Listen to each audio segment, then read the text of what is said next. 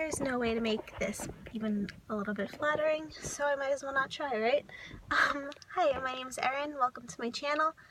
I'm filming on my phone right now because I have so many thoughts in my head that I really just wanted to convey, and I also feel like I haven't spoken to you guys in a while, and I have a lot of things that I'm thinking, and I wanted to document them and maybe make a bigger video on the topic in the future. It's really hot in my car, so I have to make this quick. Anyway, I just got this sudden rush of, like, actual happiness. Like, I just got this, and I'm not used to feeling happiness, so when I feel it, it's like, whoa, what is that? It takes me a while to, like, figure out what exactly it is I'm feeling, and I'm like, oh, I guess that's happiness. There's no way for me to not look gross. So I just got this, like, overwhelming feeling of happiness all of a sudden, and hope. And I don't know if it has something to do with the fact I moved all my stuff into my dorm room for school yesterday. I don't actually go back until Sunday, and that's when I officially will start staying there. And I really want to vlog that. I want to start vlogging because I think vlogging would be fun, and I think it'd be a good challenge for me to actually, like, A, stick to something, and B, put myself on camera every single solitary day, because even right now, like, I'm looking at myself and it's freaking me out. But I need to get more comfortable in my own skin, and I have never felt that before. But so the thing is, whenever I get these little rushes of hope or happiness, like hope that the future might be okay or anything like that, it's automatically followed up by absolute terror. And to most people, I would think that that doesn't make much sense. It's like, why would you get scared if you were just happy? And the thing is, I know this is common with a lot of people that suffer with depression or other types of mental illnesses. Your illness becomes so much a part of who you are, becomes so ingrained in who you are, especially if you started suffering from it at a really young age like I did. Like, it's grown up with me, it's been with me for more than 3/4 of my life. And it starts to begins to feel like it's your identity. And so just the thought of losing that, even for a moment, when you get that sudden glimmer of happiness and hope, even though you know, like, in 5 minutes you'll probably be crying on the floor again, that you get that rush of happiness, and then you get this fear because you're like, so it's almost like a part of you is trying, like, it's almost like someone's trying to, like, take your friend away. Like, as much as it doesn't make sense to call mental illness a friend, it honestly does serve to protect you in some way. I want to make an entire video about that, how mental illness is actually a coping mechanism, and how it's just more rambling about mental illness, because I like to do that.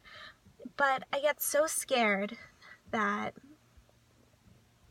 I guess that's what it is. I guess it's just fear of letting go of something that's been a part of who I am for so long. And there's also that type of, that little, I'm like fumbling over words, it's so hot in my car, I can't breathe. There's also just that idea of you're not sick enough. Like, so many people will tell, I would say like 90% of the people that struggle with mental illness, especially things like depression or eating disorders, like things like that are so, not that they aren't all stigmatized, but things that are so prevalent,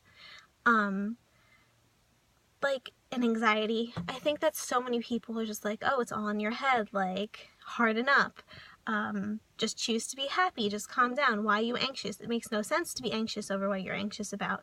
All of those things. So I think when you're told that so many times by so many people, there always is this little inkling of this little, like, smidgen of doubt in your mind, being like, am I really just making this up? Am I doing this for attention? Like, I used to self-harm, and honest, if I'm being completely transparent, I still do every once in a blue moon, and I'm not proud of it, and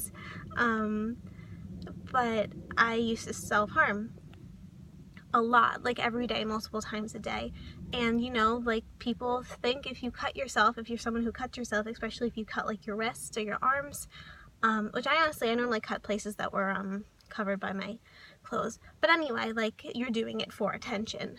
And I think when you're told that so much throughout your entire life, like, oh, you're just doing something to be dramatic or to get attention, anytime that you feel like this little, like, ounce of like recovery or some sort of normalcy. Like if you have depression and you feel like this tiny speck of like, oh my gosh, I actually feel happy right now, all of those thoughts come flooding in where you're like, oh my gosh, I am making all this up. I'm fake. No one will ever believe that I'm sick. And if I tell somebody that I'm happy, they're going to think I'm all better. And I don't want everyone to think I'm all better. I want everyone to know that I'm still sick. There's just all these crazy thoughts that go through your mind. And I was just thinking about that on the way home because I got really happy and then I got terrified because I'm like, I'm not really sick and this is stupid and I'm just pathetic and I'm pretending that I have anxiety and depression to get out of doing things that people my age should be doing, like working.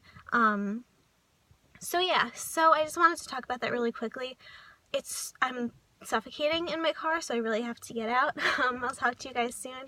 I hope this wasn't too all over the place. I want to elaborate on all of this, but I just really wanted to document it first, just so I didn't lose it, and I had the motivation to actually do it, although once I'm not even going to edit this because my face is really freaking me out right now, but I'm going to go. Okay, bye.